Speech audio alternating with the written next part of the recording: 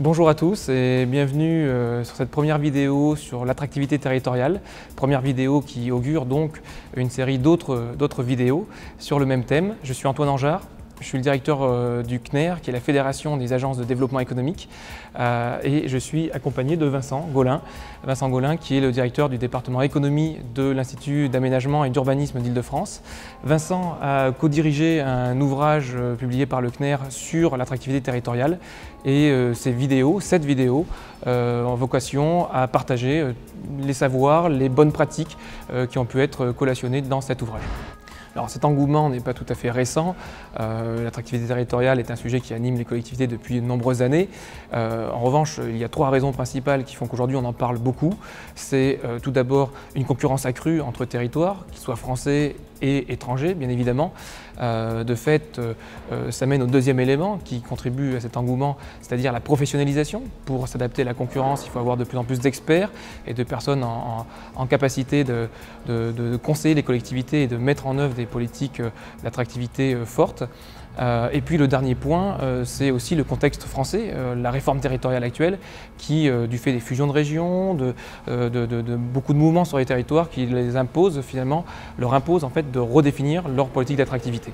En effet, on est dans un enjeu d'attractivité qui s'est renforcé parce qu'il y a une forte compétition, il y a une professionnalisation des acteurs, et il nous est apparu dans cet ouvrage qu'on a co-dirigé avec Lise Bourdeau-Lepage intéressant de jeter des regards sur cette attractivité territoriale et notamment son lien avec les politiques publiques, que ce soit des politiques de développement économique, que ce soit des politiques d'aménagement du territoire, que ce soit des politiques, j'ai envie de dire, même sociales, puisque on a parlé aussi des qualifications de la population. Donc un territoire attractif aujourd'hui, c'est un territoire qui, contrairement à il y a quelques années, se pose beaucoup de questions, a fait un diagnostic et a décidé d'agir de manière ciblée sur ces différents champs qu'on a explorés dans l'ouvrage. Dans l'ouvrage, en fait, on a eu des questionnements au début parce qu'au-delà des articles de fond proposés par les experts et les universitaires, il y a beaucoup de pratiques, d'initiatives en France et à l'international qui visent à améliorer l'attractivité du territoire. Et on a voulu les classer en 4 grandes parties qui pour nous sont des enjeux. Premier enjeu, c'est l'enjeu de séduction. Il y a une volonté, une nécessité d'avoir un territoire attractif par sa réputation et son image. Et là, plusieurs exemples ont été analysés, détaillés pour montrer comment par le branding, par une politique de marque, on agit sur les perceptions, tantôt des investisseurs, tantôt des entreprises, tantôt des étudiants, bref, d'un certain nombre de cibles sur lesquelles on va agir sur la perception. Deuxième élément, on s'est dit, mais bien évidemment, le territoire n'est pas neutre, il a des projets, il mène des aménagements, etc.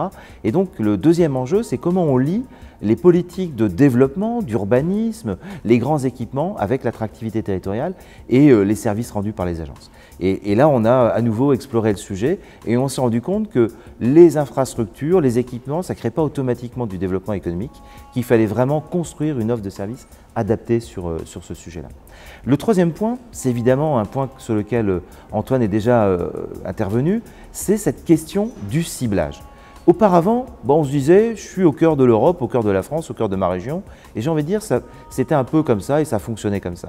Aujourd'hui, on ne peut plus rester sur cette approche-là, et les initiatives qu'on met en avant sont en fait des initiatives très précises en matière de ciblage pour identifier clairement par rapport à la valeur du territoire, à ses avantages comparatifs, les clientèles qui lui correspondent le mieux, et de fait, proposer une proposition unique de valeur, comme on dit, Unique Selling Proposition en bon français maintenant, de façon à être le plus convaincant possible.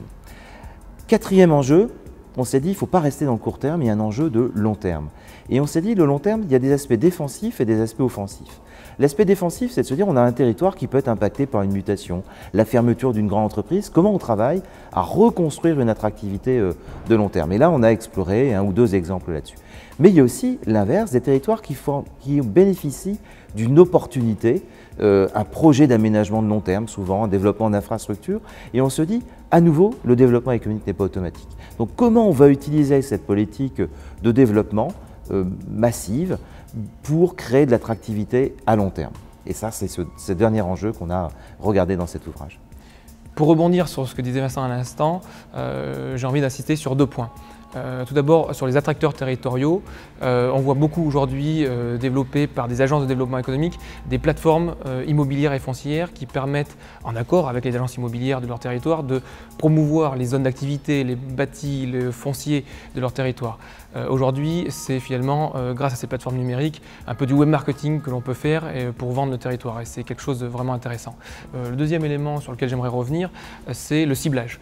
On voit des choses très intéressantes sur du ciblage aujourd'hui à destination des jeunes actifs, de jeunes cadres dynamiques, de porteurs de projets. En fait, ici, les territoires élaborent des services spécifiques pour attirer ces populations-là. Et ça passe, on le voit dans beaucoup d'agences de développement économique également, par du service pour également aider les conjoints de ces personnes-là à s'installer sur le territoire, faciliter leurs démarches administratives, etc.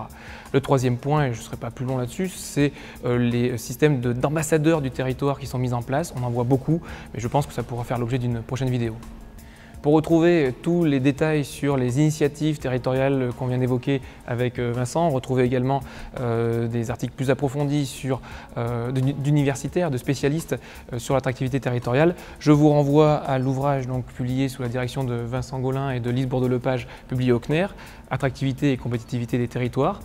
Je vous renvoie également au blog que tient Vincent, marketing-territorial.org, et je vous engage à aller voir les agences de développement économique de votre territoire pour en savoir plus, car ils sont tout à fait experts en la matière.